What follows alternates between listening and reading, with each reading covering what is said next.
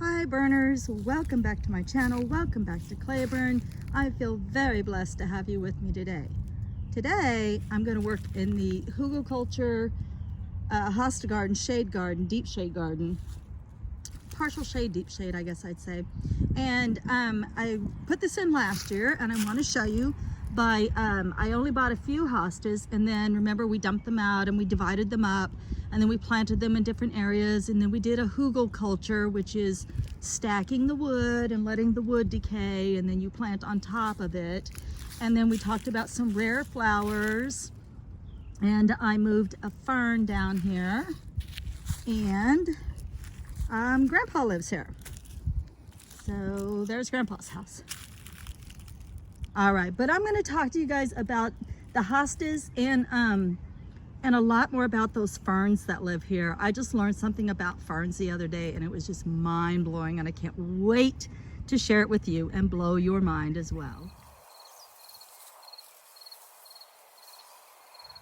So these ferns that I have been digging up and relocating, I didn't know that they're actually considered on the endangered list. So it's not actually just a fern, it's called a spleenwort. So I was calling it a maidenhair fern because I think that's what my book called it.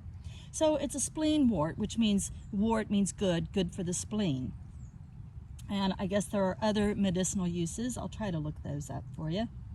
So what happens is they thrive in chalky loamy soil, which is what I have because of the limestone, and I have super loamy because it's a forest floor, and years, decades of leaf litter, making the soil enriched and very loamy.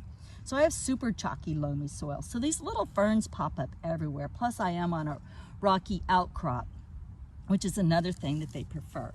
So it's called a brown stem spleenwort or an ebony spleenwort because of the color of the stem that goes all the way up it. And then this part I wasn't aware of. I didn't know that there were male ferns and female ferns. And did you know that they can chemically communicate to each other who's who and what's what? That blew my mind. There's this study, I think it was a Japanese study. Anyway, these ferns have a chemical in them, and or not a chemical, well, it is a chemical, it's a hormone in them that makes them either be male or female. And then they have like their reproductive organs, whatever you want to call it, areas down here towards the base, and then they drop spores. And so those spores come up as like this little spore right there, and that little spore right there, and that one right there. These are all their babies. So the babies come up. Now these babies don't know what gender they are. I don't know if I can get the phone that close, but there's like 4 or 5 little babies under here. They don't know what gender they are until they chemically communicate with others in their area. So if this is the only one over here, so for it to reproduce, it's completely dependent on having the right number of male and female. And the way if there's not enough males in the area, then that hormone keeps producing until it becomes a male fern. But if there's not enough females in the area, then the chemical stops producing, and then that plant becomes a female. Isn't that cool? But the coolest thing is that they communicate that to each other. So like all of these little babies down here can communicate to each other, and they'll know what this fern is, and they'll know what's needed in this area, and then that's what they'll become because they chemically communicate. That is so crazy. My mind is so blown. I don't know if it'll ever come back. Anyway, if you guys already knew that, somebody should have told me because I didn't know that. All right, now I'm going to talk about the hostas that are in this bed. Well, I didn't think it was fair if I didn't share my babies with you, so I want you guys to have a chance to see the babies. So, see there? Aren't they cute? That's her babies. Okay, now the hugelkultur.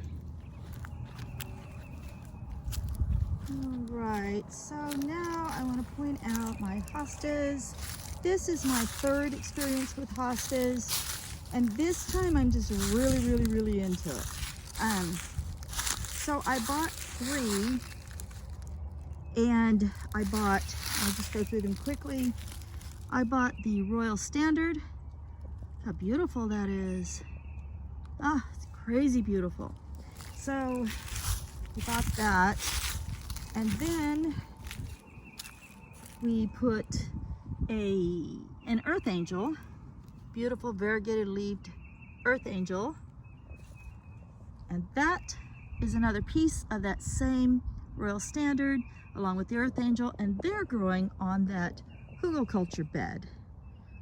So they're all flourishing, but the point of the hugelkultur bed is that these will be fed because of the amendments that are buried underneath here with it, and then the decaying wood too. And remember that wood acts like a water sponge, holding water when it needs it and releasing water when the surrounding soil does not need it. All right, so there's Earth Angel, and the final hosta that I bought last year was this one, which is called the Woo La La, and it has beautiful leaves, a little bit lighter around the outside. Okay, so the Woo La La I divided into 2, and the Earth Angel I divided into 2, and the Royal Standard divided into 6. First time I ever bought hostas, I thought you had to plant that entire glob of roots, and I had one big, giant, enormous hosta. I have since learned that you can unfurl those roots and divide it up, and I did that with these hostas, and you can see how tiny. And there's 2 more. They're up at the end of Penny Lane, growing at the end of my camper, and they're thriving there as well. And they don't even have a fairy gardener, so I don't know who's sneaking over there at night and gardening, but somebody is. So I don't really do anything with these hostas. If it was super dry, I would probably come down and water them, but every 5 years you're supposed to divide your hostas. And the flower that you see growing here is a rue anemone. And these were growing wild, and that's why the hosta bed ended up here in the first place, is because I already had an established wildflower bed. So they're kind of a plain looking flower. They're very delicate. You can see like that incredibly delicate stem. Hello, bee. He sees the flower on my camera. He's trying to land on my phone. And look at their leaves. They're just the cutest leaves ever. They're like little pigeon feet. Like my rue up in the garden, just my plain rue in the garden, it has little frog feet for leaves. But these anemones have these adorable, just so cute, little pigeon leaves. And they're just delicate little flowers, and they bloom very early in the spring.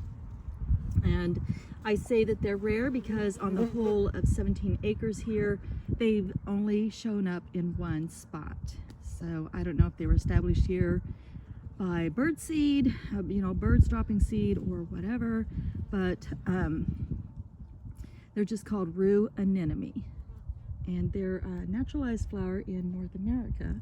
Okay, now I'm going to show how I'm just going to spruce up the garden just a little bit this year.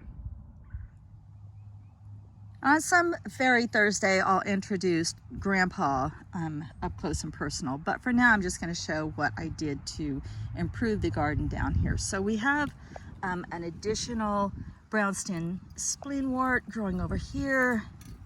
It's doing quite well. And we did add a solar light. It's made with clothes hangers, and I'll show how to do that at some point. And then I thought I would add some impatiens down here just by seed.